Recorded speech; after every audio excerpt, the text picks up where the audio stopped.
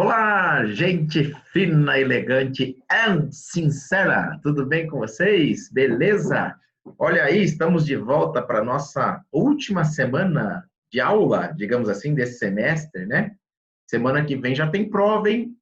É importante que vocês apareçam lá na aula ao vivo para a gente conversar sobre a dinâmica da nossa prova.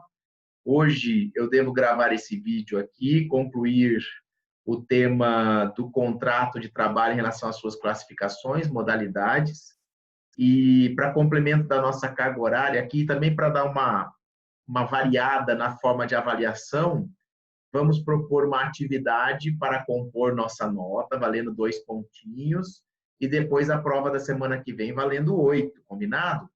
Então, já coloquei lá no AVA, convocando a turma a estar presente hoje para a gente poder dar orientações para vocês. E já adiantando, na semana que vem, dia da nossa prova, nós vamos nos encontrar às 19 horas, vamos conversar, aí eu libero a tarefa para vocês, vocês elaboram a prova, a resposta as respostas da prova, e apresentam como tarefa no AVA até as 22 horas e 40. Então, eu vou dar o tempo de 2 aulas, imaginando assim, mais ou menos o tempo de uma aula para elaborar, fazer a prova, e depois o tempo da outra aula para parte operacional, de fazer o upload das respostas e da sua prova para submeter à avaliação. Tá? Vou repetir isso hoje no nosso encontro ao vivo, e assim a gente caminha para a parte final do nosso curso de Direito do Trabalho 1. E aí, no segundo semestre, a gente se encontra de novo no Direito do Trabalho 2. Sem mais delongas, aula 11 na tela, novo material que eu vou compartilhar também com vocês. Fiquei grandão para a gente conversar. E vejam que nós estamos continuando a aula 10, portanto, eu estou no item, no subitem 8.3, para falar de modalidades de contrato de trabalho. Na aula passada, nós vimos os requisitos de validade, foi onde paramos. E agora vamos falar de modalidades de contrato de trabalho, para chegar na que nos interessa, que é o contrato por prazo determinado, que vai ser objeto de estudo nesta aula. Então, seguindo aqui, estamos estudando o contrato de trabalho e, dentre as suas modalidades, nas classificações, cada uma de acordo com o critério. Toda classificação tem um critério.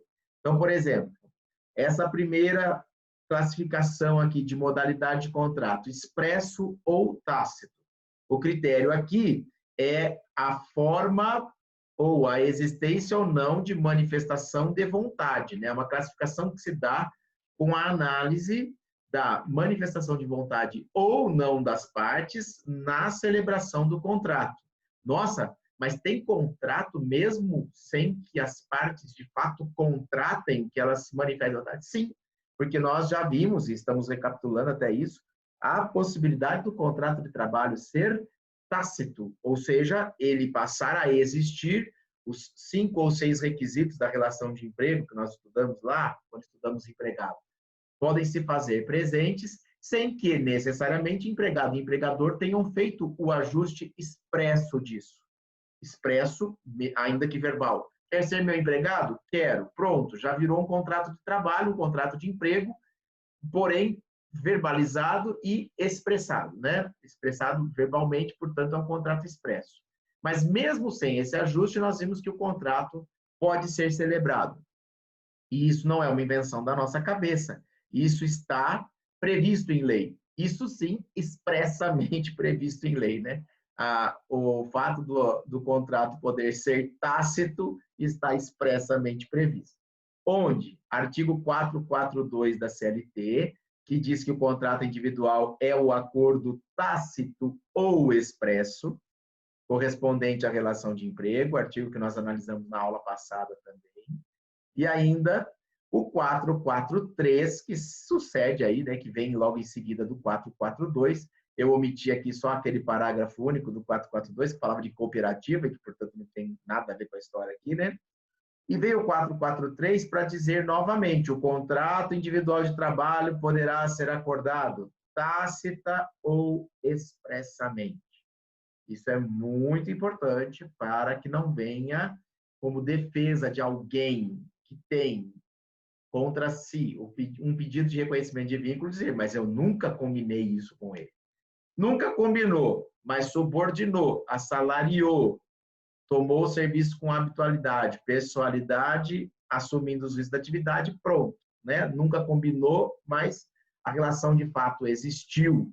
E os princípios do contrato, da primazia da realidade, do contrato realidade, vão exigir o reconhecimento dessa relação de emprego, ainda que não expressamente ajustada. Segue o 443, trazendo outras classificações, verbalmente ou por escrito. Então o verbal é o tácito e o por escrito é o expresso? Não. Os dois aqui são expressos, tanto o verbal quanto o escrito. Mas aí é a forma como se expressou a vontade, se foi só pela palavra ou se isso foi transcrito, foi documentado, foi formalizado num documento. Mas aqui os dois são expressos, seja o verbal, seja o escrito, houve uma manifestação de vontade diferente do que acontece com o tácito. Por prazo determinado ou indeterminado, que é uma classificação que vai nos interessar bastante para a aula de hoje, que nós vamos analisar, sabemos de antemão que a regra é o contrato por prazo indeterminado, em prestígio ao princípio da continuidade, no reconhecimento de que o trabalho é necessário à sobrevivência, ao próprio sustento do trabalhador. Então, se prestigia o contrato por prazo indeterminado, o que leva a uma informação contraposta. Ora, se a regra é o contrato por prazo indeterminado, os contratos por prazo determinado só poderão ser celebrados nas hipóteses previstas em lei, e somente nas hipóteses previstas em lei. E é basicamente o que nós vamos estudar hoje, ver quando e como alguém poderá ser contratado por prazo determinado. Esse é nosso objetivo principal nesta aula. E aí a reforma trabalhista ainda trouxe uma nova modalidade, que é o contrato de trabalho intermitente, que nós já estudamos, e somente com previsão legal mesmo, para a gente aceitar, porque, em tese, o intermitente ele não preenche um requisito da relação de emprego previsto no artigo 3º, que é o da habitualidade, ou da não eventualidade. O intermitente não sabe quando vai trabalhar e nem se vai ser chamado, porque a nossa modalidade é uma modalidade de contrato a 0 hora. Mas, ainda assim, por força de lei, né, e o reconhecimento que tem aqui no 443 e depois lá no 452A, nós já estudamos, o legislador houve por bem aceitar o reconhecimento do vínculo também nesta condição excepcional do intermitente.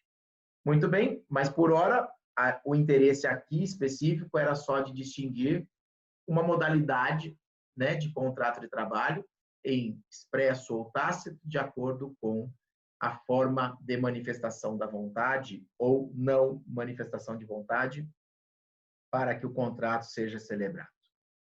Uma outra distinção ou classificação de contrato, ele pode ser individual ou plurimo. Contrato individual é o que a gente conhece normalmente, aquele em que o empregado A e o empregador B ajustam ali um contrato, celebram um contrato de trabalho e iniciam uma relação de emprego. Mas a doutrina concebe um contrato plurimo. O que seria esse contrato plurimo, ou também chamado por equipe? Diz a doutrina, seria um feixe, como um buquê de rosas, digamos assim, um feixe de contratos individuais, mas unidos por condições únicas de celebração e execução. Nossa, que estranho, verdade, porque na prática não se vê. E, na verdade, a bem da verdade, esses contratos individuais que formam esse feixe de contratos, eles preservam a sua autonomia. Afinal de contas, o contrato é intuito personae. Então, é o contrato com A, com B, com C, com D, que está ali sendo tratado de uma maneira comum, plurima, coletiva. Embora nós não possamos chamar esse contrato de contrato coletivo, já faço a distinção com vocês. É um contrato plurimo ou por equipe. E o que justificaria? Uma condição única de execução desses contratos. Os exemplos que a doutrina apresenta são, por exemplo, uma orquestra, uma banda de música, em que cada músico seja empregado de uma empresa de eventos ou de uma orquestra ou de uma escola de música, enfim. E veja, todos vão ensaiar nos mesmos horários, todos vão participar das mesmas apresentações. Em tese, o que toca tuba não vai ganhar mais do que toca flauta porque carrega mais peso ou qualquer coisa assim. Todos estão submetidos a uma mesma condição de trabalho. Então, se imagina a possibilidade de você negociar as condições desse trabalho de maneira única para todos os contratos individuais. Fala-se na eleição de um líder, alguém que fala pela banda e que negocia lá com o maestro, seja lá com quem for, ou, de repente, o próprio maestro é um dos que tem o contrato e que representa todos. E, assim, facilita a negociação, os ajustes das condições de trabalho. É bem verdade que, na prática, se vê muito pouco. Na prática, na verdade, eu nunca vi um contrato assim plurimo, ou a invocação do contrato plurimo, mas é uma possibilidade. Por que o contrato plurimo não pode ser confundido ou chamado de contrato coletivo? Porque contrato coletivo significa uma outra coisa. Contrato coletivo, na verdade, não existe no Brasil. A experiência é conhecida no direito internacional, em que determinadas categorias definem cláusulas obrigatórias para a contratação de empregados no âmbito daquela categoria. Ou seja, se você for contratar alguém, vai ter que obrigatoriamente ter a cláusula X de jornada, a cláusula X de remuneração, a cláusula X de desvio de função ou proibição disso, enfim. O sindicato, representante da categoria, já negocia com as empresas da mesma categoria, da categoria profissional, condições obrigatórias nos contratos que serão celebrados com os empregados, que por essas empresas serão contratados. E aí já fica como se fosse um modelo de contrato. Isso é o contrato coletivo que a gente conhece lá fora. A experiência não é regulamentada no Brasil. No Brasil, quando você encontrar na CLT qualquer referência a contrato coletivo, você tem que ler acordo ou convenção coletiva. Quando você ouvir falar de contrato coletivo no Brasil, pense nos instrumentos resultantes de um processo de negociação coletiva. E quais são esses instrumentos que resultam de um processo de negociação coletiva? Serão o acordo coletivo de trabalho ou a convenção coletiva de trabalho. Certo? No Brasil, então, não tem contrato coletivo. Quando aparecer essa expressão, você pensa no acordo ou na convenção. Muito bem. E aí, por fim, a classificação de acordo com o prazo de vigência. Se há prazo ou não, e aí o contrato será por prazo indeterminado, a regra, o que se pretende, ou por prazo determinado, também chamado de contrato a termo, se houver um momento previsto de terminação deste contrato, né? A estipulação de um termo final ou de uma situação que possa, então, fazer com que esse contrato se extinga. Olha que estranho, né? Extinga. Muito bem, vimos essas classificações. Vamos para o estudo dos contratos por prazo determinado, propriamente dito. E as primeiras impressões e informações nós vamos extrair do artigo 443, deixa eu voltar aqui um pouquinho, do artigo 443 e dos seus parágrafos, ok? O 443 nós acabamos de ver ali em cima, prevendo que o contrato individual de trabalho pode ser acordado tácita ou expressamente, verbalmente ou por escrito, por prazo determinado ou indeterminado. Aqui surge, né, a possibilidade da exceção. Um contrato que se pretende seja por prazo indeterminado, mas ele pode ter pré-determinado o seu prazo de vigência. O que diz o parágrafo 1º do 443? Ele diz assim: considera-se como de prazo determinado o contrato de trabalho cuja vigência dependa de um termo prefixado ou da execução de serviços especificados ou ainda da realização de certo acontecimento suscetível de previsão aproximada. Muito bem. Então, são 3 situações que fazem com que um contrato seja considerado por prazo determinado. Ou seja, a primeira forma de fazer com que meu contrato seja por prazo determinado, estabelecer que a vigência dele depende de um termo prefixado. O que é um termo? Um termo é um evento futuro e certo. Lembram-se disso? Que se opõe à condição. O que é condição?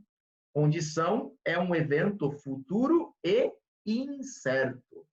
O termo é algo que vai acontecer e eu tenho certeza que vai acontecer. Já a condição é algo que pode acontecer, mas eu não tenho certeza se vai ou não acontecer. Isso é um conceito que vem lá do direito civil, né? Quando você estuda também lá a predeterminação de prazos e tudo, as cláusulas lá de extinção dos contratos civis. Quando aqui se fala, então, de um contrato de trabalho por prazo determinado, é aquele que tem um termo prefixado, nós estamos basicamente falando daqueles contratos em que se diz a data de extinção ou o prazo de vigência, que dá na mesma. Aí você conta o prazo e chega numa data para terminação do prazo. Todo mundo aqui está acostumado, a gente já falou algumas vezes, e hoje vamos estudar a fundo o contrato de experiência. Vamos considerar que o contrato tenha sido celebrado hoje, 6 de julho, e eu vou fazer uma experiência por 30 dias. Eu nem vou usar os 90 dias totais, né? Que é o prazo, constitui o prazo máximo de vigência de um contrato de experiência. Eu vou fazer uma experiência de 30 dias. Ora, se julho tem 31 dias, logo, este contrato termina no dia 5 de agosto de 2020. Então, é um contrato que já nasce com data para terminar. Isso é um contrato por prazo determinado com termo prefixado. Aquele em que se estipula o prazo de vigência ou a própria data de extinção, até para ficar mais fácil, né? Para não correr o risco de contar errado o prazo. Isso é um contrato por termo prefixado. É uma maneira de delimitar o prazo de vigência do contrato. Ó, é por 30 dias, é até o dia tal. O dia 6 de agosto, a gente acredita que chega, né, nesse tempo tão difícil de pandemia, que a gente já não sabe mais o que vai fazer. É gafanhoto para cá, é furacão, tufão, ciclone para lá. Ciclone bomba, agora nós aprendemos uma nova classificação de ciclone. Mas, né, a data futura é algo que o mundo não acabando, uma hora a gente chega. Né? Então, é algo certo que vai acontecer. Uma hora a gente chega lá. Então, por isso que é um termo, é um evento futuro e certo. Mas eu também posso predeterminar o prazo do meu contrato dizendo que a execução dele, que ele depende da execução de um serviço especificado. O exemplo clássico aqui são os contratos por obra certa. Eu posso contratar pessoas como empregados e dizer, olha, vocês estão sendo contratados para construir a casa que está nesse projeto aqui. Ali tem um terreno vazio e aqui está o projeto da casa. A hora que nesse terreno tiver essa casa construída, acabou o nosso contrato. Então, vocês serão meus empregados enquanto a obra estiver em andamento. Contrato de obra certa, um serviço especificado. A gente sabe que, se não parar, se a cada dia eu colocar um tijolinho, fizer lá um reboquinho, alguma coisa assim, chega uma hora que a obra termina. Né? É certo que uma hora termina. É bem verdade que quem já construiu casa, quem participou de obra, sabe que às vezes a coisa parece infinita mesmo. Mas é para acabar. Uma hora é para acabar. E aí se define isso. Então, as pessoas sabem de antemão, olha, a hora que acabar essa construção, eu já não sou mais empregado deste empregador. Acabou o nosso contrato. É um serviço especificado, uma obra certa, que é a obra daquele projeto, tudo combinadinho. Logo, Eu não sei exatamente quando será, porque eu não sei se vai chover, quando chove não dá para executar a obra, não sei se esse ano vai ser muito chuvoso, não vai ser muito chuvoso, se de repente vai faltar dinheiro para o material e vai ficar um tempo parado ou não, mas eu não tenho a data certa em que o contrato vai acabar, mas que eu sei que ele vai acabar, ele vai, né? No momento em que a obra tiver sido concluída. E uma terceira forma de predeterminar o prazo do contrato seria dizer que a sua vigência depende da realização de um certo acontecimento suscetível de previsão aproximada. Neste caso, cai bem e perfeitamente a hipótese do contrato de safra. A safra, né, o contrato de safra, muito utilizado no meio rural, é um contrato por prazo determinado. Por quê? Porque quem é da área sabe, olha, a safra do café é mais ou menos entre os meses tais e tais do ano, né? Aquelas culturas sazonais. A safra da cana, por sua vez, é entre os meses X e Y. E aí o empregador rural precisa contratar pessoas no período de safra. E ele vai dizer, olha, eu quero contratar empregados. Ah, é por prazo indeterminado? Não, é para esta safra. Mas quanto tempo vai ser? Depende. Depende de como andou a produção, de quanto foi a área plantada, do ritmo de trabalho daqueles que estão na colheita, enfim, participando da safra. Mas o combinado é, quando não tiver nada mais para colher aqui, acabou o contrato. É quase uma obra certa, mas fala-se, né, especificamente na safra em si. Veja, é algo que também não sei exatamente quando vai acabar, não é um termo, mas é certo que a safra acaba. É certo que a colheita vai acabar uma hora. Se eu começar, uma hora eu termino. Então, eu não posso dizer, pelo fato de não saber quando é que a safra vai terminar, que este contrato tem a vigência sujeita a uma condição. Não, porque a condição é um evento futuro e incerto. Eu não sei se vai acontecer. A safra eu sei que acontece, e eu sei que uma hora ela termina. Então, aqui a gente entra no campo da distinção entre termo certo e termo incerto. Olha que situação. Então, a condição é o evento futuro e incerto quanto à sua ocorrência. O termo, que por sua vez é certo em relação à sua ocorrência, ele pode também ser certo quanto ao momento em que ocorrerá, e aí ele é um termo certo, ou ele pode ser um termo incerto. Eu sei que vai acontecer, mas eu não sei quando. É exatamente a hipótese aqui da safra. De todo modo, um contrato sujeito a termo, seja este termo certo ou incerto, será um contrato por prazo determinado, com a permissão legal. Viram? A lei está dizendo quando é que eu consigo, ou como que eu faço para dizer que o contrato vai ter dia para acabar ou vai ter um momento para acabar. Eu quero fazer um contrato, eu quero que esse contrato seja por prazo determinado. Então, você tem essas fórmulas, essas possibilidades. Por prazo, ou estipular a data de término, dizer que, se for compatível, né, com a contratação, e é até o fim da obra, ou até o fim da execução de um serviço específico, ou ainda dizer que é até quando a safra ocorrer, ou durante a safra, que é um certo acontecimento suscetível de uma previsão aproximada. A safra aqui dura de 2 meses a 3, algo em torno disso. E você já sabe que é esse o período que você vai estar trabalhando para aquele empregador rural, por exemplo. Ok, pessoal? Parágrafo 1º, então, nos ensina, é ótimo, nos ensina a predeterminar prazo na contratação de um empregado. Já o parágrafo 2º vai dizer quais são as hipóteses de contratação válida por prazo determinado. A linha A diz o seguinte: pode contratar por prazo determinado para um serviço cuja natureza ou transitoriedade justifique a pré-determinação deste prazo. Note que eu estou falando aqui do serviço. O serviço é a atividade desempenhada pelo trabalhador.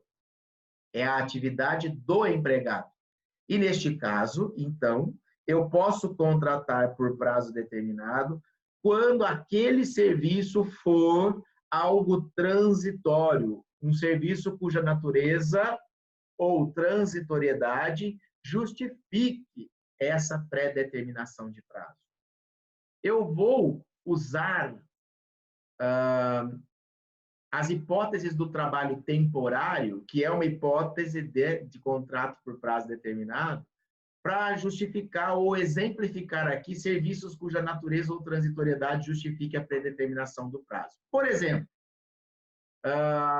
as vendas de fim de ano de uma loja, do comércio. Qual seria a diferença de eu contratar por aqui e eu contratar um temporário? Por aqui, eu contrato, eu registro, ele é meu empregado.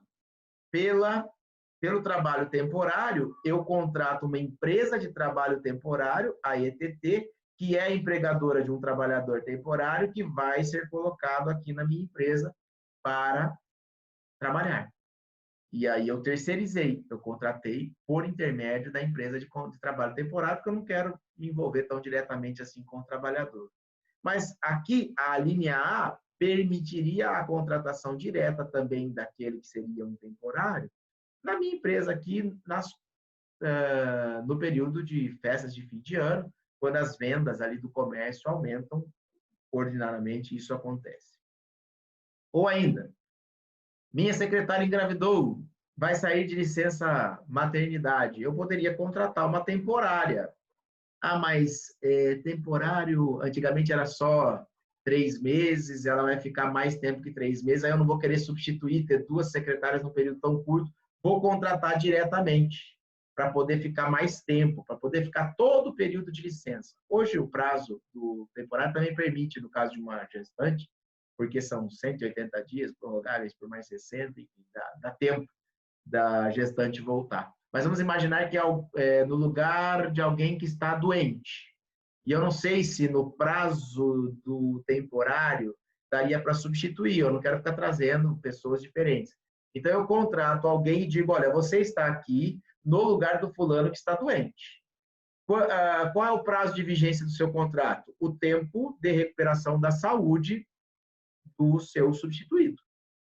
A gente não sabe quando, a gente espera que ele vá se curar, então seria um termo, um acontecimento futuro, passível de previsão aproximada ou não, mas eu estou colocando aquele evento futuro para condicionar a vigência do contrato de trabalho deste substituto do meu empregado que adoeceu, ok? Seriam essas as hipóteses de serviços cuja natureza ou transitoriedade justifique a pré-determinação do prazo. A linha B fala que eu também vou contratar validamente por prazo determinado se eu for um empresário que exerça atividade empresarial de caráter transitório. Note, aqui em cima aparece a palavra transitoriedade. Transitório aqui era o serviço prestado pelo empregado, aquele que veio no lugar de quem ficou doente, aquela que veio no lugar da que ficou grávida, enfim, é transitório em razão disso. Na linha B, eu estou falando que a própria atividade do empresário é transitória. Exemplo, uma loja de enfeites de Natal. Ela fica aberta de outubro a dezembro, e no resto do ano ela fica fechada, porque eu só vendo enfeites de Natal. Então, a minha atividade empresarial tem esse caráter transitório, o que justifica a contratação por prazo determinado. Eu não preciso de empregados aqui o ano todo, mas só de outubro até dezembro. Ou ainda uma fábrica de ovos de chocolate. Ela não fabrica nenhum outro tipo de doce, só faço ovo de Páscoa. Então, eu trabalho ali de janeiro, meados de janeiro, até o período de Páscoa, e aí no resto do ano a fábrica fica fechada. Posso contratar por prazo determinado, porque a minha atividade empresarial é de caráter transitório. Ok? Fácil, né? Aqui não tem maiores dificuldades. E a terceira hipótese de contratação a prazo da linha C é o contrato de experiência. O contrato de experiência, então, é uma modalidade específica de contrato de trabalho por prazo determinado, que se apresenta aqui, para não ter dúvida, a lei autorizando a contratação para esse fim. Qual é a finalidade? Se é para esse fim, que fim? Que finalidade tem o contrato de experiência? Permitir que haja uma experimentação entre as partes para ver se realmente há compatibilidade, as partes se adaptam, gostam um do outro, empregado e empregador, para, enfim, depois se estabelecer a relação por prazo indeterminado. Nós vamos estudar o contrato de experiência especificamente ainda na aula de hoje. Aqui é somente o artigo que anuncia a sua existência, a sua possibilidade de celebração válida. É só para lembrar, ainda neste artigo 443, no parágrafo 3º, vinha e vem a definição de contrato intermitente, aquele que os serviços não são contínuos, porém não se trata de um contrato por prazo determinado, então nós não vamos precisar rever, ainda que fosse, nós não precisaríamos rever, porque já estudamos, mas só para alertar que intermitente não significa que seja por prazo determinado. O contrato fica lá aberto, né, na carteira de trabalho, e ele é um contrato por prazo indeterminado. Observação ainda sobre o contrato a termo, sobre o contrato por prazo determinado. Notem que até aqui nós vimos como que eu faço para fazer o prazo realmente ficar determinado e as 3 hipóteses válidas de contratação a prazo. Serviço cuja natureza ou transitoriedade justifique isso, atividade empresarial transitória ou contrato de experiência. Aqui, uma observação sobre os contratos a termo de maneira geral. Eles, em princípio, não têm forma prevista na CLT. Aliás, o contrato a termo, por isso que esse tem não tem acento aqui, né? O tem que eu falei tinha acento, o que está escrito não, porque é o contrato. O contrato a termo, em princípio, não tem forma prevista na CLT, mas ele não pode ser tácito. Deixa eu entender isso daqui, então. Deixa eu voltar aqui. Ele não tem forma, mas ele não pode ser tácito. O que isso significa? Significa que, primeiro, não necessariamente será escrito. Eu sei que o temporário é escrito, porque a lei exigiu, mas um contrato a termo poderá ser não escrito, ser verbal. Embora, cá entre nós, se eu for contratar por prazo, eu vou me acautelar de fazer um contrato. Por quê? Porque depois eu sei que eu que tenho que provar que eu contratei de forma excepcional. Porque no silêncio ou na ausência de prova, se presume que o meu contrato é por prazo indeterminado. Logo, será sempre bom fazer um contratinho para ficar claro que todo mundo sabia que o contrato tinha hora para acabar. Mas, de todo modo, tácito jamais será um contrato a prazo. Por quê, pessoal? Reflita comigo. Na sala de aula até ia agora jogar para vocês tentassem responder. Por que o contrato a termo não pode ser tácito? Justificativa. Ora, um contrato tácito é um contrato em que sequer houve manifestação de vontade para que ele fosse celebrado, para que ele passasse a existir. Um contrato que surgiu independentemente da manifestação de vontade das partes. Não teve nenhum joinha assim, ó. E aí? Ai, vou, tal. Não teve nada que desse um sinal da vontade das partes. E por isso ele é tácito. Se tivesse um joinha, ele já era expresso. Né? Expresso por sinal, não verbal. Agora, veja. Então, um contrato de trabalho pode existir de forma tácita? Isso nós já vimos que pode. Porém, se ele passou a existir de forma tácita, só há uma forma de conceber esse contrato que foi tacitamente celebrado, que é pela regra, pelo que é ordinário em relação aos contratos. Logo, um contrato tácito sempre será por prazo indeterminado. Porque no momento em que eu chego e falo, olha, não é indeterminado, é por tanto tempo, isso significa que nós já estamos manifestando a nossa vontade no ato da celebração do contrato. Mesmo que não tenha sido o contrato em cima, falou, tudo bem, você vai trabalhar aqui, mas é só até o fim da safra. Pronto, já houve uma manifestação expressa de vontade aqui, só até o fim da safra. Notaram a diferença, então? Para que a exceção se verifique, que é a pré-determinação do prazo, terá que haver uma manifestação de vontade. E no momento mesmo em que essa vontade foi manifestada, deixamos de estar no campo do contrato tácito e já estou no âmbito de um contrato expressamente celebrado, ainda que não escrito, não é? Ficou claro isso? Se não deu, volta, reflita e pense, né, a respeito disso. E não dá para tacitamente combinar algo que seja excepcional, aquilo que depende, de fato, da manifestação da minha vontade. E aqui eu remeto os alunos, a turma, e eu vou junto, para a análise dos artigos 445 e seguintes da CLT. O 445 dizendo que o contrato por prazo determinado não poderá ser estipulado por mais de 2 anos. Observada a regra do 451, que está lá embaixo, nós vamos chegar nele. Nós estamos no 445 e seguintes. Vamos descer até chegar no 451. Por ora, qual é a regra que eu tenho que ter em mente? Que o prazo máximo de duração de um contrato por prazo determinado é de 2 anos. É bem verdade que nós não estamos muito acostumados com contratos por prazo determinado que durem tanto. Eu estou acostumado com a experiência, que dura 90 dias no máximo, com alguns contratos aí de 6 meses. Até porque, vejam, chegar em 2 anos, daqui a pouco eu já vou ter dificuldade de demonstrar que o serviço ou a atividade empresarial são realmente transitórios para justificar a contratação a prazo. Lembra o que está ali em cima? Para que eu contrate alguém validamente por prazo determinado, eu tenho que estar diante de 3 hipóteses.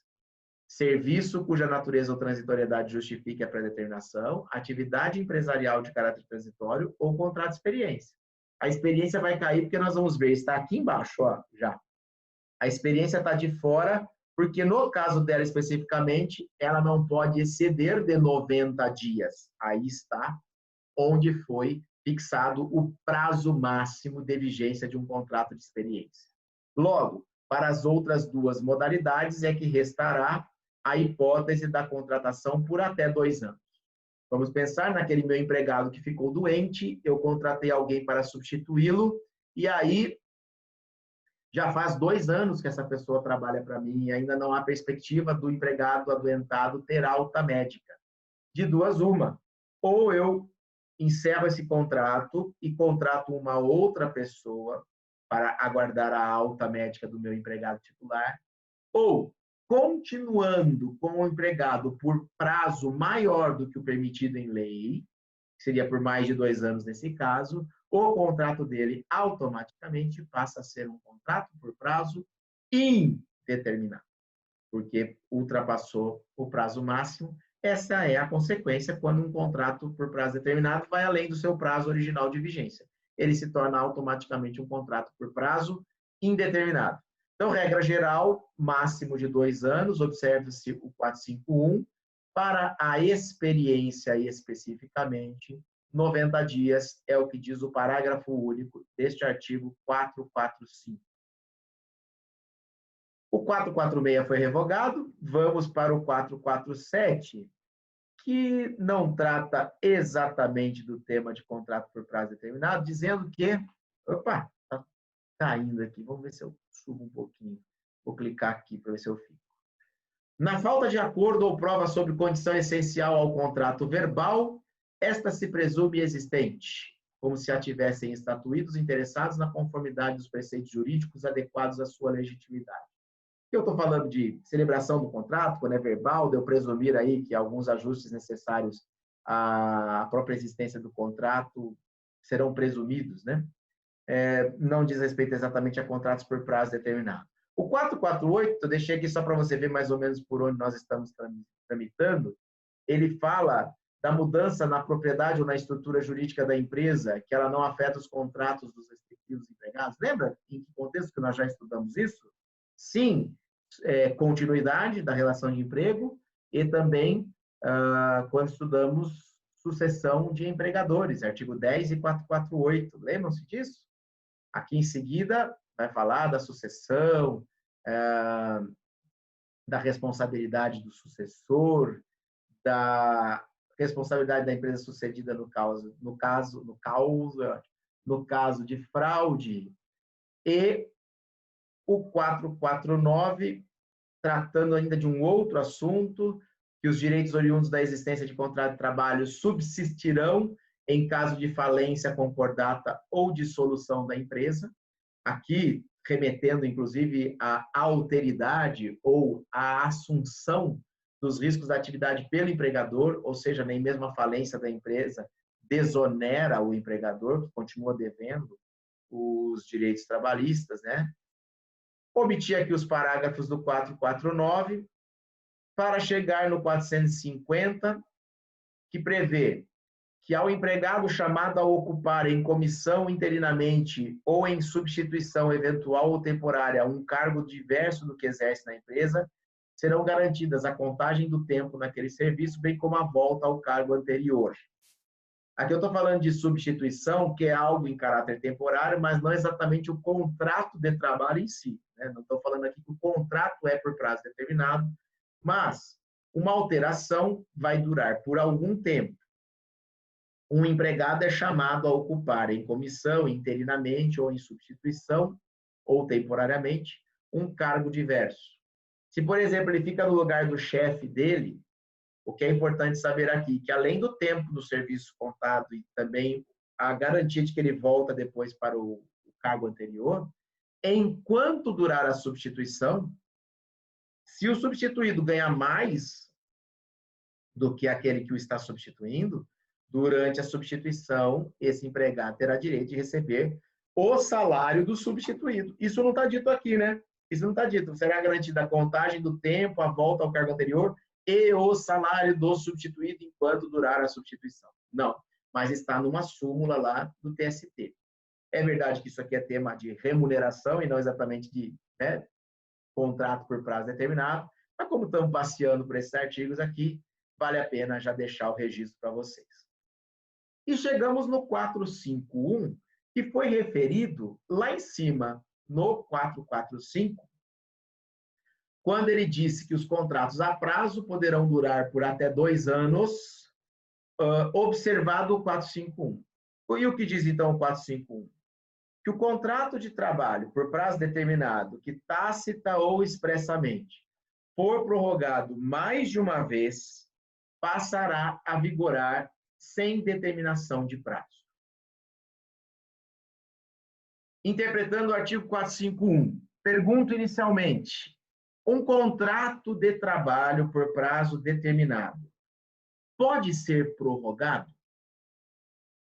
Você lendo o 451, ele pode ser prorrogado? Resposta, sim, pode. Mas o 451 estabelece um limite. Que limite é esse? É a prorrogação por uma única vez. Porque se ele for prorrogado mais de uma vez, ele vai passar a vigorar sem determinação de prazo, ou seja, ele vai se transformar num contrato por prazo indeterminado. Vamos pensar naquela hipótese em que o meu empregado ficou doente, eu contratei alguém por prazo determinado, mas eu não quis exatamente condicionar a alta médica do meu empregado. Eu quis estipular pequenos períodos, acreditando que o meu empregado já ficaria bom e já retornaria. Então, aí eu contratei a pessoa para 6 meses. Falei, em 6 meses ele já sarou. Passados 6 meses, o meu empregado ainda não se curou, eu preciso ainda daquela pessoa. Tá indo bem, tudo. Vamos lá. Vamos prorrogar por mais 6. E aí completa 1 ano. Até lá o empregado já se curou. Infelizmente, chega ao término do primeiro ano e o empregado não se curou. Eu olho lá o 445 e falo, mas eu posso contratar por até 2 anos. Vou prorrogar uma vez mais. Agora por 1 ano já, porque parece que não vai ter mesmo a cura aí tão pouco tempo. Temos aqui um problema, porque eu celebrei por 6 meses. prorroguei por 6 meses. Ok, posso prorrogar. Quando eu fiz a nova prorrogação, essa já é a segunda. Esta já transformou o meu contrato num contrato por prazo indeterminado. Não adianta nada eu colocar lá que a prorrogação é por mais um ano, porque considerando que foi a segunda prorrogação de um mesmo contrato, ele automaticamente se transformou, por força do disposto no 451, num contrato por prazo indeterminado. Porque o contrato por prazo determinado só pode ser celebrado, ou melhor, só pode ser prorrogado uma única vez. Ficou claro isso? Beleza? O 452 diz assim: considera-se por prazo indeterminado todo contrato que suceder dentro de 6 meses a outro contrato por prazo determinado, salvo se a expiração deste dependeu da execução de um serviço especializado ou da realização de um certo acontecimento. Aqui, a situação é a seguinte: nós não estamos falando de prorrogação de um contrato, mas da sucessão de contratos a prazo. Olha aqui o verbo suceder. Então, eu não estou falando de um contrato que é prorrogado, mas de pelo menos 2 contratos. Um por prazo determinado que acabou e um outro que é celebrado depois de algum tempo com o mesmo trabalhador de novo por prazo determinado. Pode isso, Arnaldo? Isso pode ser entendido como uma tentativa de fraude. Uma tentativa de fraude. E aí, alguém que eu preciso sempre, e, portanto, não é um serviço, e nem a minha atividade são transitórios, nem o serviço e nem minha atividade, eu não poderia contratar a prazo. Mas eu digo, não, é transitório sim, eu não preciso sempre, contrato a prazo. Aí termina o contrato, dali 2 meses eu contrato de novo a prazo. E vou fazendo sucessivos contratos a prazo. O que isso evidencia? Ou que a minha atividade ou que o serviço não é transitório, ou que eu estou querendo burlar a regra dos 2 anos, faço contrato de 1 ano, dou um tempinho, faço mais um contrato de 1 ano, enfim. Não pode. Se eu contratar alguém que já trabalhou para mim por prazo determinado antes, dentro de um período de 6 meses da saída dessa pessoa, olha o que o 452 está dizendo, vai se considerar por prazo indeterminado o contrato que suceder dentro de 6 meses um outro contrato por prazo determinado que vigorou com o mesmo trabalhador. Mas tem uma exceção. Que seria a exceção? Poder contratar validamente por prazo determinado e sem ter que esperar 6 meses. Essa é a exceção. Quando que isso é possível? Quando se provar que o contrato anterior expirou porque dependia da execução de um serviço especializado, era um contrato de obra certa e a obra acabou. Então, justificou a contratação a prazo lá. E agora talvez tenha surgido uma outra obra. Ok, nessas hipóteses pode. Ou ainda da execução de um serviço especializado ou da realização de certos acontecimentos. A gente pode pensar aqui na safra também.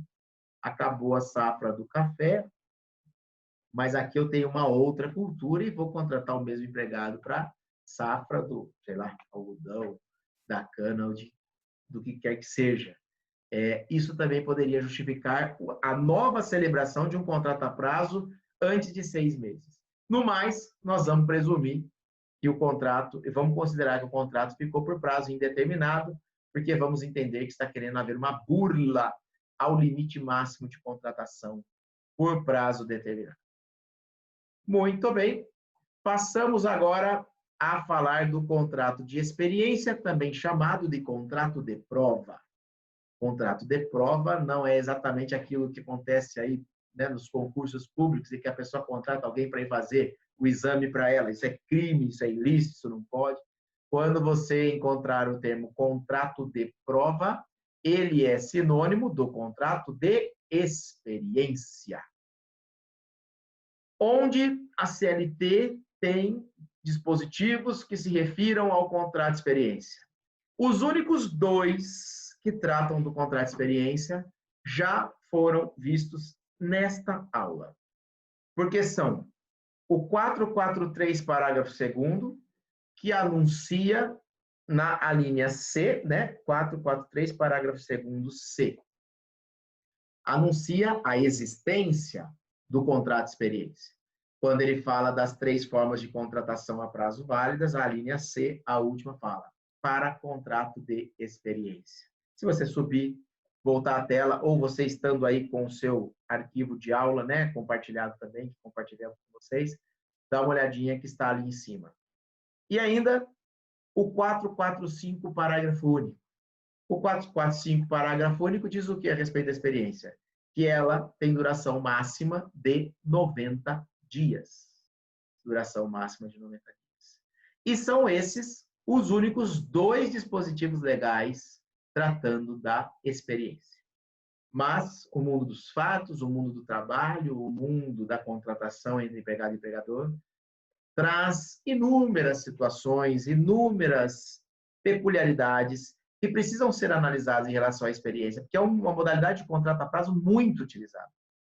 Diria que há empregadores que têm por padrão a contratação por experiência. E não é errado isso, né? Por que não? Se você tem o direito, está previsto em lei a possibilidade, prevista em lei a possibilidade da contratação de experiência, faça a experiência, não é? E veja, não é só para o empregador, também é bom para o empregado, para ver se ele se adapta, se ele gosta do local de trabalho, das atividades, ok?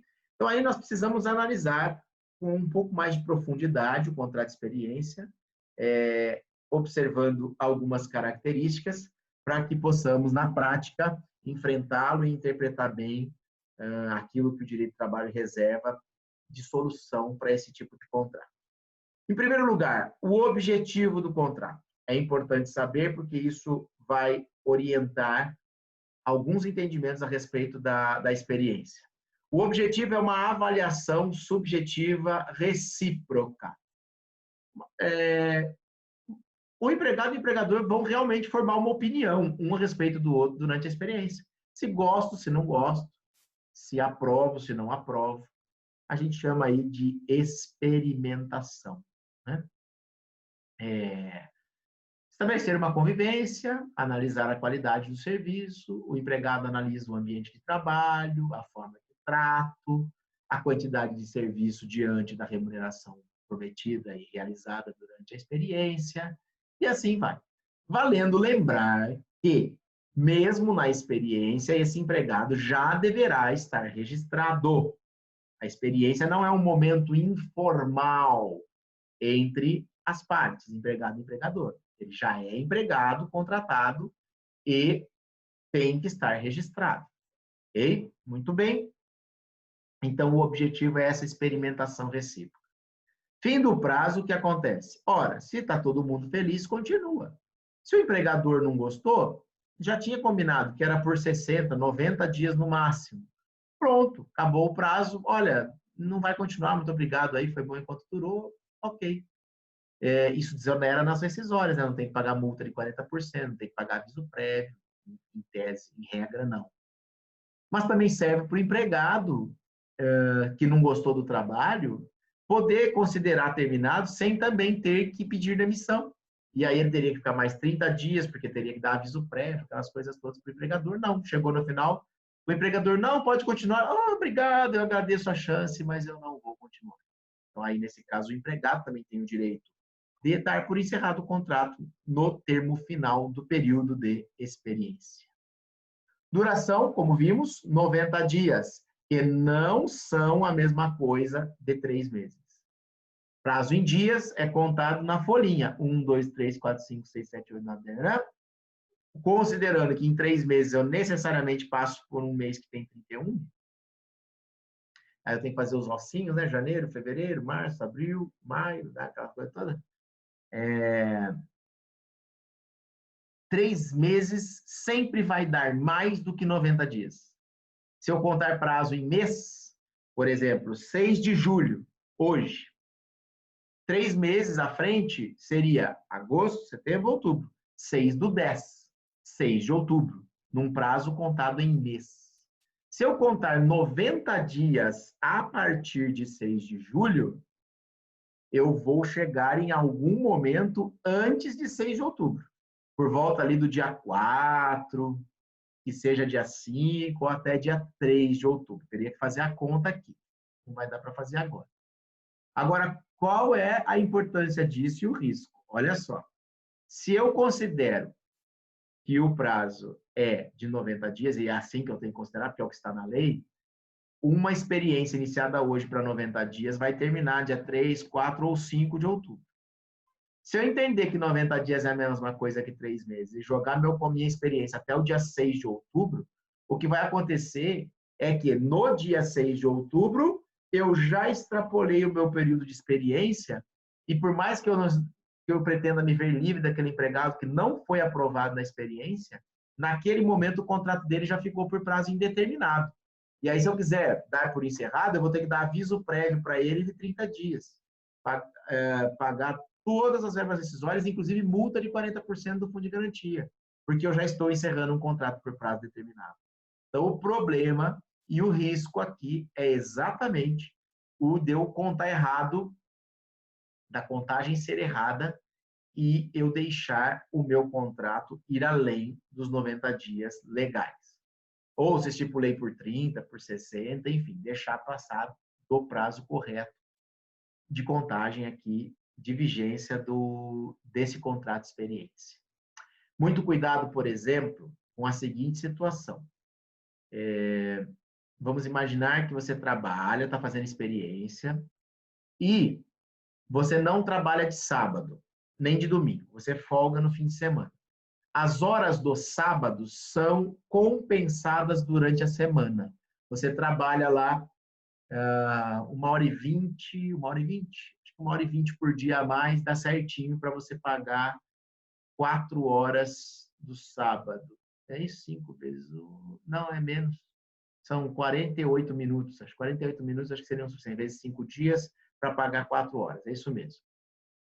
Bom, na última semana de vigência, está para acabar o prazo de 90 dias na sexta-feira dessa semana.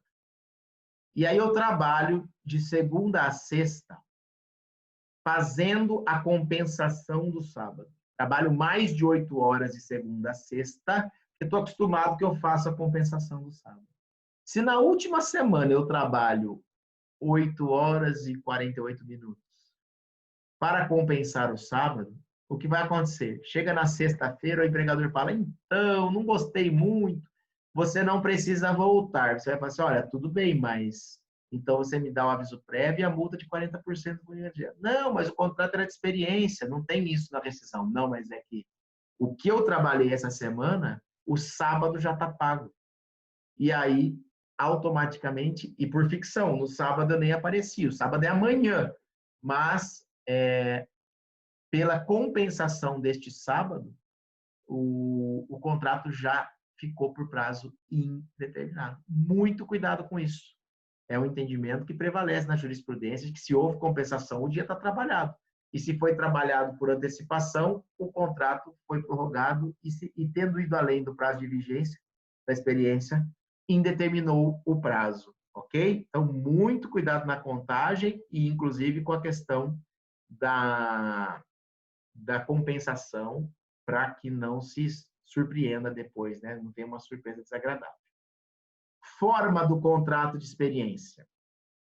Ele deve ser expresso. Como todo contrato por prazo determinado vai ter que ser expresso. Porque se a gente não combinar nada, esse contrato vai ser por prazo indeterminado, ele não vai ser uma experiência.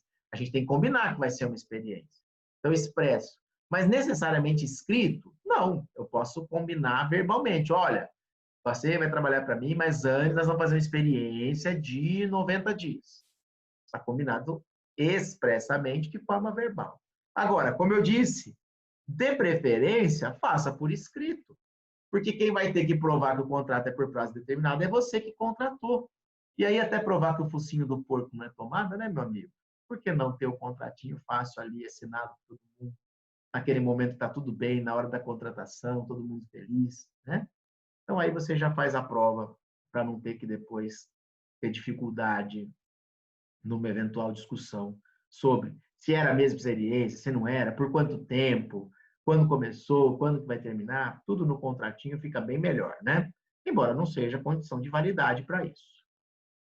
Prorrogação do contrato de experiência. Segue a regra do artigo 451. Hoje eu estou com preguiça, não estou voltando, não, mas eu estou explicando aqui para vocês o que cada artigo mencionado e já estudado diz. O 451 é aquele que diz que o contrato não pode ser prorrogado por mais de uma vez. Na verdade, ele não diz isso. Ele diz que contrato por prazo determinado, prorrogado por mais de uma vez, se torna contrato por prazo indeterminado. Ele não fica nulo, ele só fica um contrato por prazo indeterminado. Legal. Então, posso prorrogar uma experiência?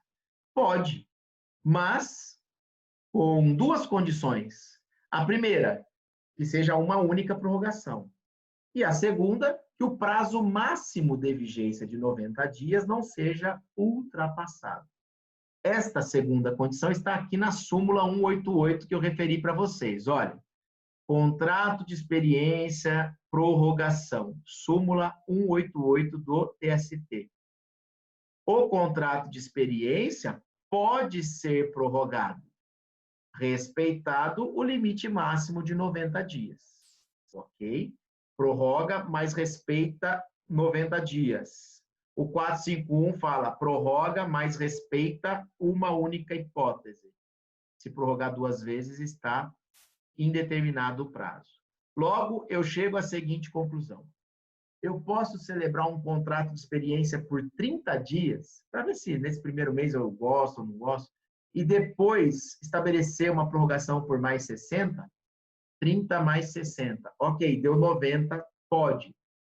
Posso fazer? Bom, vamos fazer 60, porque em um mês talvez não dê tempo de avaliar, mas também não fico muito tempo preso. Prorrogável por mais 30, se ainda tiver em dúvida sobre a qualidade do serviço, 60 mais 30, 90, obedeci o prazo máximo e fiz uma só. Contrato por 30 dias. Tá indo bem. Vamos fazer mais 30. 30 mais 30. Legal, 60. Ao final do 60º dia, eu falo, poxa, ainda estou em dúvida se eu gostei desse empregado, se não gostei. Vamos fazer mais 30 dias? Olha, continuar você pode, mas não pode mais por prazo determinado. Por quê? Porque já seria a segunda prorrogação. Ainda que respeitado o prazo de 90, 30 mais 30 mais 30 daria 90, eu não ultrapasso o limite máximo. Porém, seria a segunda prorrogação. E esta, no 61º dia da experiência, de uma experiência contratada inicialmente para 30 e depois prorrogada por mais 30, no dia 61, o contrato se tornou um contrato por prazo indeterminado por força do artigo 451 da CLT. Ficou claro isso? Então, aqui na experiência, como em qualquer contrato por prazo determinado, deve ser respeitado seu prazo máximo de vigência, dentro do qual apenas uma prorrogação pode acontecer. Houve duas. No limite de duas, ou melhor, no limite de uma prorrogação do contrato, eu posso fazer qualquer combinação da experiência nos 90 dias. Posso fazer 1 mais 89? Pode, tem louco para tudo. Ou 89 mais 1? Pode. E dali, 2 mais 87, 87 mais 2, e até chegar no tradicional. Vemos que é muito comum, 45 mais 45. Parece jogo de futebol, né? 2 tempos de 45. Mas sem acréscimo, hein? Porque se tiver acréscimo, que não é desconto, da prorrogação, né?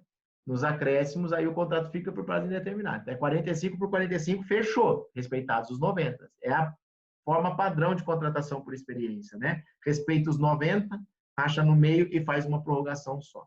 Por isso que o 45 mais 45 é tão famoso e tradicional. Súmula 188, sucessão de contratos de experiência. Impossibilidade, ainda que respeitado o período do 452 da CLT. O que diz o 452? É aquele que fala que um contrato por prazo determinado, né, vai se presumir indeterminado se eu contratar novamente por prazo determinado num prazo de 6 meses. Em tese, passados 6 meses, eu poderia contratar novamente por prazo determinado alguém. e na experiência. Nem que eu espere os 6 meses. Eu não posso contratar novamente por experiência alguém que eu já experimentei. A experimentação já foi feita, eu já conheço o empregado, eu já conheço o seu trabalho, já conheço a qualidade do trabalho. Não há justificativa. Contratar novamente por experiência foge da razão de ser desse contrato. Se eu pego alguém que já fez experiência comigo e contrato de novo por experiência, é nulo. Esse contrato já nasce como um contrato por prazo indeterminado. Legal? Então, experimentou é uma vez só. Isso vale, inclusive, para prestadores de serviço e temporários. Para prestadores de serviço e temporários. Aliás, na Lei 6.019, com a redação da reforma, inclusive isso foi expressamente previsto, que não caberia o contrato de experiência para o temporário. Por quê? Vamos imaginar, o temporário ele vem trabalhar na minha empresa para substituir alguém do meu quadro permanente. Ele vem na minha atividade fim, então ele está fazendo ali o serviço que é realizado na minha empresa, próprio dos empregados da minha empresa. Então, eu já estou podendo avaliar a qualidade do trabalho dele. E lembram-se que a lei do temporário fala, não é permitido estabelecer cláusula que proíba o tomador de contratar definitivamente esse temporário. E o empregador, o tomador de serviço que goste do trabalho temporário e que decida por contratá-lo, não vai poder contratar por experiência, porque o período de trabalho temporário já foi a experiência. Ele já sabe se gosta ou não gosta desse empregado. É por isso que ele está efetivando. Entenderam aqui a questão, a situação? Agora, uma situação interessante vai acontecer aqui, nós temos que falar, se o trabalho se deu no âmbito do grupo econômico. Empresa A, empresa B, empresa C, empresa D. O empregado da empresa D fez experiência com a empresa D, e aí foi dispensado por um motivo ou outro. A empresa A, que é do mesmo grupo e tem a mesma atividade, contrata aquele empregado que foi da D para trabalhar aqui na A, na mesma função que ele exercia lá. Ela vai poder contratar por experiência? Lembra da teoria do empregador único? Teoria do empregador único ou da responsabilidade dual, né? O grupo era o empregador. Então, se D já experimentou aquele empregado naquela função, A, que é do grupo, já fez a experiência também. E aí, se é para a mesma função, não pode experimentar. Agora, um temporário, um prestador de serviço ou alguém que trabalhou no grupo, mas que eventualmente se cogite a contratação numa outra função. Ou mesmo alguém que eu já experimentei numa determinada função, poxa, gostei da pessoa, mas naquela função não gostei e para outras funções eu não tinha vaga. Abre uma vaga nova numa função diversa e eu falo, poxa, será que o fulano, que eu gostei tanto dele, se daria bem naquela função? Não sei, só experimentando. Se a contratação for para uma outra função, neste caso, daria para defender a possibilidade de uma nova experiência, porque se justifica, porque a finalidade aqui se justifica. Eu quero ver se ele é bom naquela, quero dar uma oportunidade para ele, mas eu tenho que ver se naquela função ele se adapta tão bem quanto na outra. Ou simplesmente que eu gostei do trabalhador como pessoa e estou dando mais uma oportunidade. Nesse caso, poderíamos pensar numa sucessão de contrato de experiência. Ok? Extinção antecipada. Contratei alguém por 90 dias. Nem quis usar a prorrogação, né? A possibilidade de uma prorrogação. Já contratei logo por 90, confiava que ia dar tudo certo, mas, rapaz, que decepção. Esse empregado não serve, não presta, não estou gostando. E aí, eu quero acabar antes com o contrato. Era por 90, ele trabalhou 30, estão faltando 60 dias, mas eu não aguento mais. Falo assim, olha, deu, vamos acabar por aqui. Empregador dispensa o empregado, né? Antecipa o término da experiência. Ou o empregado. Contratado por 90 dias, em 30 dias falando, mas não aguento por pé mais naquela empresa, que lugar insuportável. Chega para o empregador e fala, olha, eu não vou terminar essa experiência, não. Não está sendo uma boa experiência. Eu quero terminar por aqui. O que vai acontecer? Nós estamos falando de extinção antecipada de contrato a termo. Vimos mais ou menos como isso se dá, como acontece, quando estudamos o doméstico. Então, o que você vai ouvir aqui talvez seja algo que você já tenha ouvido falar, pode não se lembrar onde, vai dar um déjà vuzinho aqui, mas aqui agora nós vamos nas regras próprias da CLT, que tratam da rescisão, da extinção antecipada de contratos a termo, que no caso da doméstica está lá na Lei Complementar 105 de 2015. Então, se o empregador ou o empregado quiserem acabar com o contrato antes da hora prevista, nós vamos seguir as regras do artigo 479 e do artigo 480 da CLT. Salvo se houver uma cláusula assecuratória do direito recíproco de rescisão, que depois eu vou explicar o que é, está lá no artigo 481 também da CLT e tem uma súmula também que vai ser útil aqui. Vamos primeiro para o artigo 479, que diz o seguinte: nos contratos que tenham termo estipulado, não é só na experiência, em qualquer contrato a termo, o empregador que, sem justa causa, despedir o empregado, notem, estamos aqui na hipótese em que o empregador, o patrão, não está gostando do empregado e vai querer terminar antes o contrato sem justa causa, porque se for por justa causa é tchau, vai embora na hora e não tem que ficar esperando. Mas, sem justa causa, ele não gostou e ele quer terminar. Vamos trabalhar com essa conta que vai ficar fácil. Um contrato de 90, com 30 dias o empregador fala, não quero mais, vou acabar agora. O que vai acontecer? Esse empregador será obrigado a pagar para o empregado, a título de indenização e por metade, a remuneração a que teria direito o empregado até o termo do contrato. Eram 90 dias, trabalhou 30, ficaram faltando 60. Se o empregador quer dispensar o empregado antes da hora, ele vai pagar metade do tempo faltante. Metade dos 60, 30 dias. A multa do 479 que ele vai pagar na rescisão é uma multa no valor equivalente a 30 dias de salário. Seria como se fosse um aviso prévio. Vocês estão escutando o cachorrinho chorar? Ah, fazia tempo que o cachorrinho não aparecia. Olha eu saindo aqui. Peraí. Abrindo a porta. Oi, peraí. Vai, cachorrinho. Tchau, cachorrinho. Muito bem. Fazia tempo que ele não dava o ar da graça, né? Então, empregador terminou o contrato antes, indeniza. O quê? Metade do tempo faltante. 90 dias mandou no 30º, faltava 60, paga 30 de indenização. É como se o empregado recebesse mais um mês sem trabalhar, porque ele foi pego de surpresa. Ele esperava que estava garantido por 90 dias. Esse mês vai funcionar certinho, como se fosse um aviso prévio, né? Para ele procurar uma nova colocação, porque ele achou que ia ficar até outubro, mas em agosto já foi, na virada de agosto para setembro, já foi dispensado. Muito bem. 479 vai falar aqui só sobre a questão do cálculo da indenização, quando tiver parte variável, não interessa exatamente agora, eu quero só que vocês saibam o que se tem direito se o contrato acabar antes. 480, seguinte aí do 479.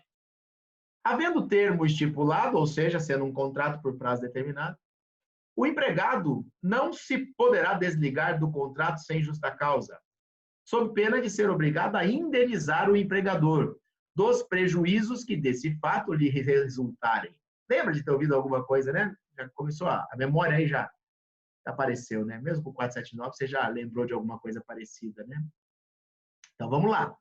Agora foi o empregado que não gostou do patrão, não gostou do serviço e falou, bom, era 90 dias, mas não estou aguentando, não. Vamos finalizar aqui no 30º. Faltavam 60 dias, o empregador contava com o serviço desse empregado. E aí, vai ficar por isso mesmo? Pode ser que sim, pode ser que não. Esse empregado poderá se sujeitar ao pagamento de uma indenização. Para pagar uma indenização, eu tenho que provar que houve prejuízo. Então, vai ter que mostrar que o pedido de demissão, antecipando o fim do contrato a prazo, ou da experiência, nesse nosso caso, causou um prejuízo para o empregador. Se provar isso, o valor desse prejuízo deverá ser indenizado pelo empregado. Ah, mas e se esse prejuízo for enorme, muito alto? O parágrafo único vai limitar, aliás, o parágrafo primeiro, vai limitar o valor da indenização. Essa indenização que o empregado poderá ter que pagar para o empregador não pode exceder àquela que ele teria direito em idênticas condições. Qual é a que ele tem direito em idênticas condições? A do 479. Se mandar embora antes, paga metade dos dias faltantes. O empregado que pede para sair antes, paga indenização, até o limite da metade do tempo faltante. Lembrando, eu falei isso lá na aula de doméstico, eu tenho que reforçar aqui com vocês. O 479 é obrigatório. O empregador mandou embora, ele já deve a multa do 479, metade dos dias faltantes. O 480 não é obrigatório, não é certeza que o empregado vai ter que pagar alguma coisa. Terá que provar o prejuízo. Prejuízo decorrente exatamente do pedido de demissão antecipado. Como eu comentei lá, volto a comentar aqui, eu nunca vi na prática alguém que tenha conseguido provar que um pedido de demissão de alguém que há tão pouco tempo está na empresa causa um prejuízo tão grande. A pessoa não existia na empresa há 30 dias e agora, pelo fato dela ter trabalhado 30 dias, ela ficou tão essencial assim, né, para causar um prejuízo? Pode ser que sim, pode ser que aconteça, e a regra está aí. Se causar o prejuízo, paga o valor do prejuízo. Se esse prejuízo for muito grande, a indenização que o empregado pagará, na verdade não vai pagar, né, vai ser descontado da rescisão dele, no limite da metade do tempo faltante para a conclusão do contrato. Veio o 481 para dizer o seguinte: aos contratos por prazo determinado que contiverem cláusula assecuratória do direito recíproco de rescisão antes de expirado o termo ajustado, aplicam-se, caso seja exercido tal direito por qualquer das partes, os princípios que regem a rescisão dos contratos por prazo indeterminado. O 481 nos apresenta um tipo de cláusula que pode integrar um contrato de trabalho. Uma cláusula contratual. Está lá, fulano e beltrano ajustam um contrato de emprego para exercer a função tal, no horário tal, com a remuneração tal. E vem lá, cláusula não sei qual. As partes asseguram o direito recíproco de rescisão antes de expirado o termo ajustado. É um contrato a prazo, mas vocês combinam. Olha, a qualquer momento, se alguém quiser terminar o contrato, pode. Isso é uma cláusula. Nome dela: cláusula assecuratória do direito recíproco de rescisão antecipada do contrato. Esse é o nome dela. Cláusula assecuratória do direito recíproco de rescisão antecipada. E o que isso significa? O que ela faz? O que ela estipula? Ela é uma cláusula assecuratória, uma cláusula que assegura o direito recíproco, direito das duas partes, de rescisão antecipada, de rescindir antes um contrato. E, evidentemente, esse contrato é a termo. Eu só posso falar de acabar antes algo que tinha um prazo para terminar. Cláusula que assegura o direito das duas partes de rescindir antes um contrato. O que muda na configuração? Vocês notaram que no 479 e no 480, nós temos a previsão de multa, de indenização, porque alguém terminou com o contrato antes da hora. Veja, aqui no 481, as partes estão se dando reciprocamente o direito de terminar antes. Ora, se eu tenho o direito de terminar antes, por que eu vou ser multado? Por que eu vou ter que pagar uma indenização se eu tenho um direito e eu exerci o direito? Percebe? Então, se o contrato tiver a cláusula assecuratória do direito recíproco de rescisão, se ou o empregado ou o empregador decidirem acabar antes o contrato, eles não deverão multa alguma. Por quê? Ou indenização. Por quê? Porque exerceram um direito. Já estava combinado no contrato que qualquer um poderia terminar antes. Então, nesse caso, não se aplica nem a multa do 479, nem a multa do 480. E como é que fica a indenização? Ah, aí sim, olha lá. Caso seja exercido o direito, os princípios que regem a rescisão dos contratos por prazo indeterminado é que serão aplicados. Olha só, a gente se contrata aí por 90 dias, ou não é experiência, contratamos por 1 ano e meio, e eu acabo com o contrato antes da hora. Se existe a cláusula assecuratória do direito recíproco, se foi o empregador que mandou embora, segue como se fosse um contrato por prazo indeterminado. Ele vai pagar aviso prévio, vai ter que ou dar o aviso prévio ou indenizar, e pagar a multa de 40% do fundo de garantia. No caso do empregado, se é ele que quer terminar antes, aí ele pede demissão, concede aviso prévio ou deixa descontar, e é assim que se resolve, como se fosse um contrato por prazo indeterminado. Pegou tão de surpresa quanto, porque a gente esperava que o contrato fosse até o fim, mas como terminou antes, é como alguém que é demitido num contrato por prazo indeterminado e é surpreendido. Mas como no contrato havia a previsão da cláusula que assegurava o direito das partes de rescindir antecipadamente, não há que se falar em multa do 479 ou 480, mas a rescisão é calculada como se fosse um contrato por prazo indeterminado. Ficou claro? Certo, pessoal? Sem dúvida em relação a isso, qualquer coisa, dá um replay aí para que tudo fique claro. Súmula 163 do TST fala de aviso prévio no contrato de experiência. Você vai, mas como assim aviso prévio no contrato de experiência? Se é contrato de experiência, é por até 90 dias, é um contrato a termo, não precisa de aviso prévio. É verdade, em regra não tem. Mas olha só, cabe aviso prévio nas rescisões antecipadas de contrato de experiência. Opa, deixa eu voltar. Na forma do artigo 481 da CLT. Ou seja, quando houver a cláusula assecuratória do direito recíproco, se for um contrato de experiência rescindido antecipadamente, será devido, inclusive, aviso prévio, porque vai valer como se fosse uma rescisão de um contrato por prazo indeterminado. Então, note, dessa súmula já surgiu até questão de concurso, de colocar verdadeiro ou falso. O aviso prévio é um instituto absolutamente incompatível com contratos de experiência. Ou seja, jamais alguém contratado por experiência terá direito a aviso prévio na rescisão do seu contrato. Errado, falso. Por quê? Porque se esse contrato de experiência, no contrato, consta a cláusula assecuratória do direito recíproco de rescisão antecipada do artigo 481, e ele, de fato, é extinto antecipadamente, será devido ao aviso prévio, na forma da súmula 163. Então, note que o aviso prévio poderá até aparecer no âmbito de uma contratação por experiência, desde que seja uma experiência com cláusula assecuratória do direito recíproco de rescisão antecipada, artigo 481, mas que a extinção, de fato, tenha sido antes do fim. Contrato de experiência no âmbito doméstico.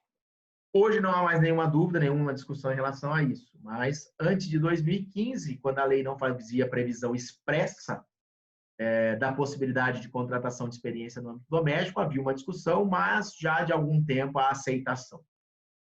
A discussão é porque a lei do doméstico específica não previa e a CLT não seria aplicável, neste caso, para o doméstico. Mas, comentei isso também na aula do doméstico, é onde mais se justifica a necessidade de uma experiência.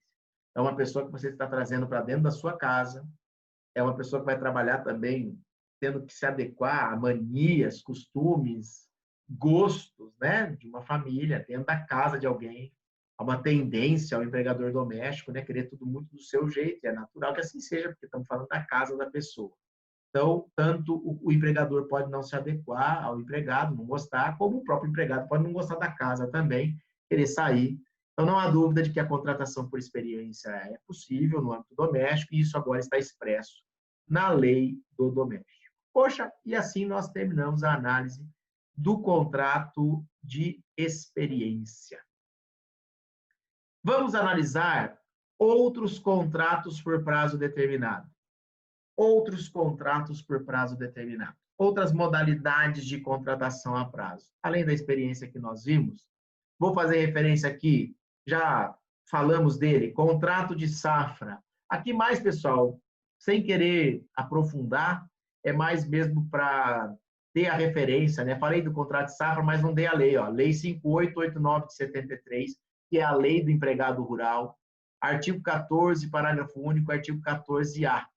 Esse 14A trata do contrato rural por pequeno prazo. A safra é um contrato por prazo determinado. E no âmbito rural ainda se permitiu, por esse artigo 14A, um contrato rural por pequeno prazo, distinto da safra. Olha só, os artigos que foram mencionados estão transcritos aqui. Expirado normalmente o contrato, a empresa pagará ao safrista, né, aquele que trabalha por safra, uma indenização. A questão do prazo está no parágrafo único. Considera-se contrato de safra o que tem a sua duração dependente de variações estacionais da atividade agrária, que é a safra em si, confirmando aí a contratação por prazo determinado naquela modalidade do evento passível de, né, suscetível de uma previsão aproximada. A gente não sabe exatamente quanto tempo vai durar a safra, mas a experiência mostra que tem um período ali aproximado de duração. O 14A, o produtor rural pessoa física pode realizar a contratação de um trabalhador rural por pequeno prazo para exercício de atividades de natureza temporária. Aí mostra que é uma situação ali temporária, né, sazonal.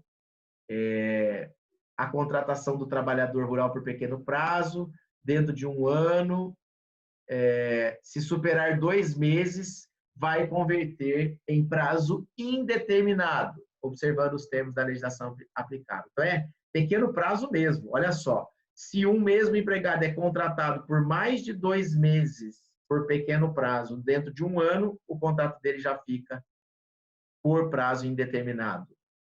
Esse contrato deve ser formalizado na GFIP, tem que estar claro que é por pouco tempo, vai anotar na carteira de trabalho, faz lá o contratinho, tem que ter expressa autorização em acordo ou convenção coletiva para contratar por pequeno prazo. São condições que a lei coloca, né? A identificação do produtor, do imóvel, do próprio trabalhador e o requisito, né, de que a contratação por pequeno prazo só pode ser realizada por produtor rural pessoa física. Não pode ser uma empresa, né, rural, uma fazenda, uma usina, não poderia contratar. Esse produtor rural pessoa física pode ser proprietário ou não, mas que explore diretamente uma atividade agroeconômica. Contrato provisório, Lei de Estímulo a Novos Empregos, Lei 9.601, 98. Eu nem sei se eu transcrevi essa lei aqui. Transcrevi só o artigo 1º dela, pessoal, porque, olha, é uma lei de 1998, mas que o povo lá fora diria, essa lei não pegou. Nós aqui vamos usar uma expressão mais técnica para dizer, essa lei não desenvolveu sua eficácia social. Não é? Assim é mais chique. Não desenvolveu sua eficácia social. Qual era o objetivo dessa lei? Gerar empregos. Em 98 já estávamos com essa preocupação. Continuamos, né? E ela diz que convenções e acordos coletivos, notem o requisito, poderão instituir contrato de trabalho por prazo determinado, que é o que estamos estudando. Mas olha aqui o diferencial. Independentemente das condições estabelecidas no parágrafo 2º do 443. Ou seja, não precisava ser serviço transitório ou atividade transitória, nem para experiência. Eu poderia fugir das hipóteses legais de contratação a prazo e, por negociação coletiva, contratar a prazo. Qual era a condição? Em qualquer atividade, para admissões que representem acréscimo, para admissões que representem acréscimo no número de empregados.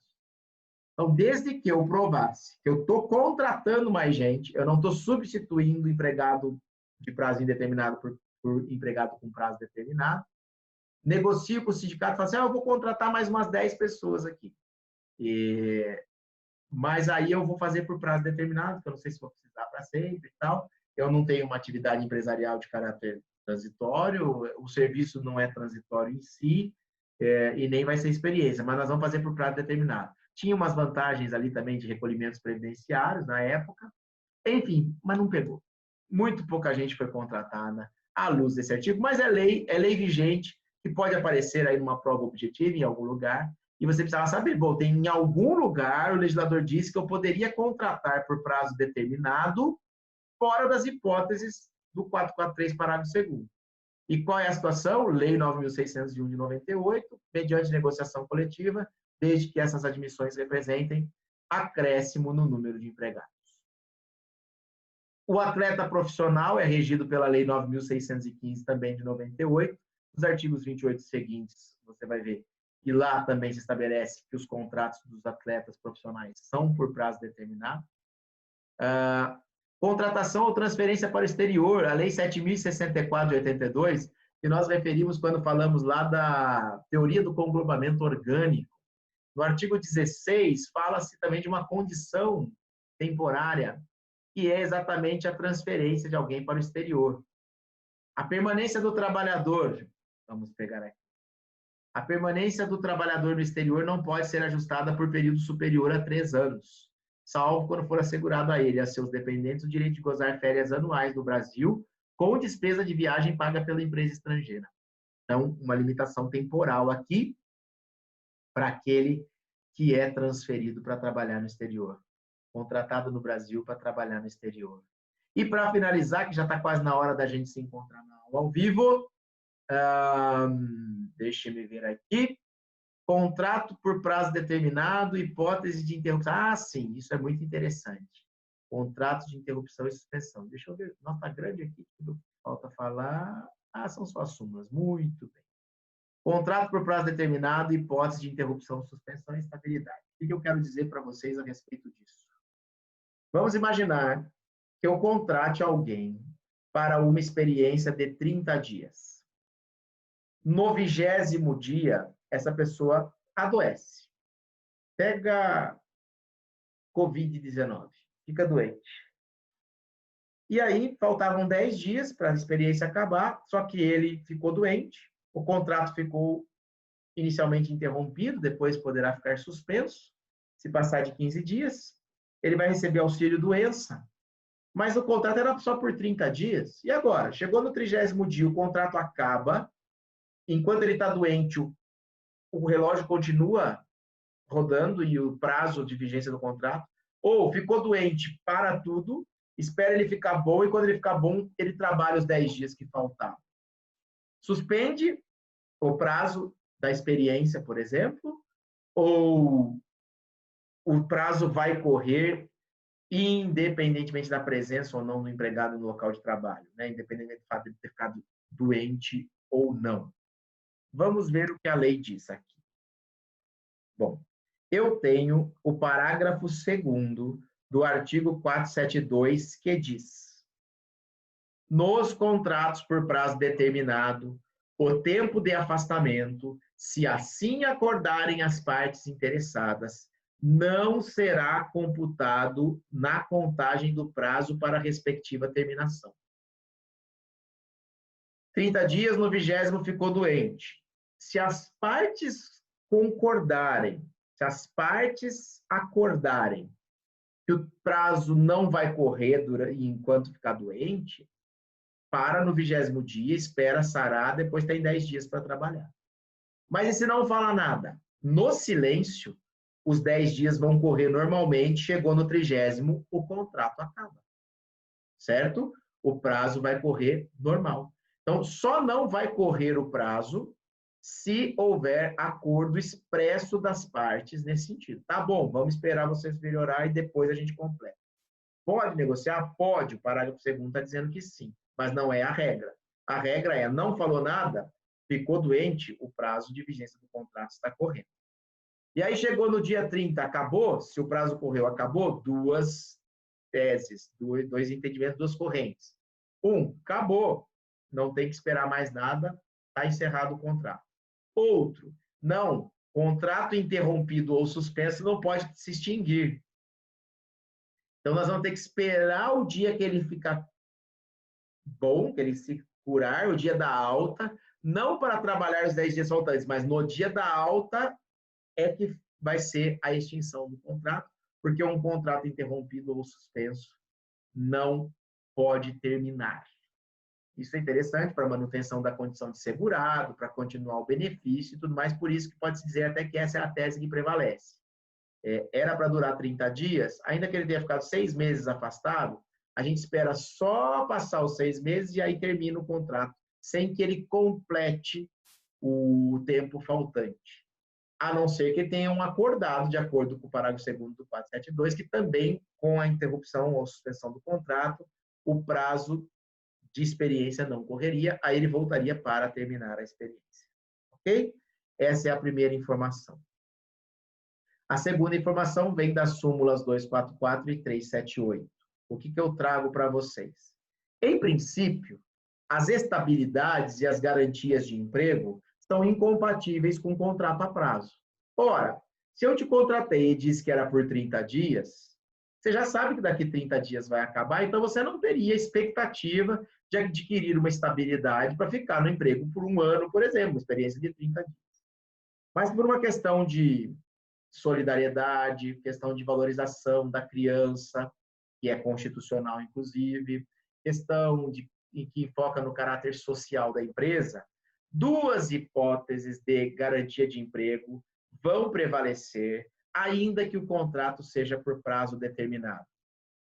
E também vale dizer, mesmo que a pessoa esteja durante o aviso prévio dela, num contrato por prazo indeterminado, está cumprindo o aviso prévio, ou seja, já estipulou o momento para acabar, se essa pessoa fica grávida, se o trabalhador fica grávido, ou se acidenta, a estabilidade vai ser assegurada. Quem disse?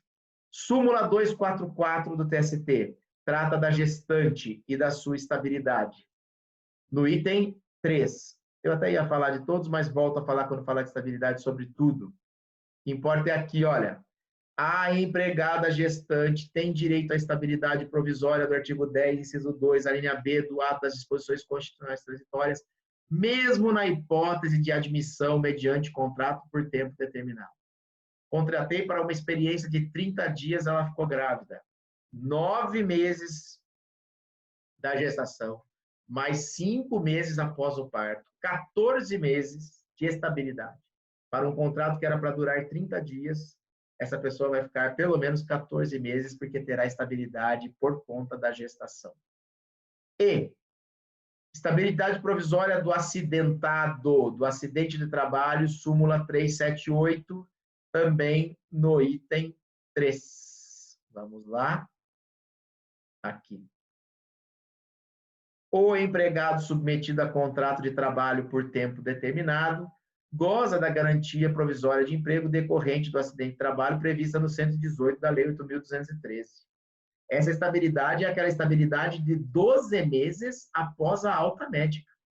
Imagina que você contratou alguém por 30 dias, experiência, ele se acidentou, ficou 1 ano afastado, e aí vai ficar 1 ano já, era 30 dias, já é 1 ano só para ele sarar. E quando ele tem a alta médica, ele volta com uma estabilidade de mais 1 ano. Serão 2 anos de contrato, praticamente, para um contrato que ia durar 30 dias. Mas por conta do acidente do trabalho, que tem responsabilidade do empregador também, então o empregador que se acautele de não provocar acidente, porque aí a estabilidade do empregado vai ser assegurada mesmo no contrato a prazo. Gestante e acidentado. Os outros não têm a estabilidade assegurada num contrato a prazo. Dirigente sindical, membro da CIPA. Então não adianta, eu fui contratado por 30 dias, arrumo lá uma eleição para a CIPA para poder ficar estável e continuar no trabalho. Vai acabar seu contrato, você vai ser da CIPA, mas sem contrato. Mesmo um dirigente sindical na diretoria do sindicato. Ufa! E daqui a pouquinho, faltam 10 minutos para eu encontrar com vocês. Eu vou finalizar este vídeo, dando um tchauzinho em tela cheia. Vou tentar já subir no YouTube para que vocês tenham o vídeo. E nós vamos conversar daqui a pouquinho no ao vivo sobre atividade valendo nota e nossa prova da semana que vem. Então apareçam lá, eu já mandei um recado no AVA. Se você é da turma da segunda-feira e não foi, aparece na terça-feira às 19 horas para a gente conversar, tá bom? Beijinho para todos, a gente se fala, a gente se vê no ao vivo. Tchau, tchau.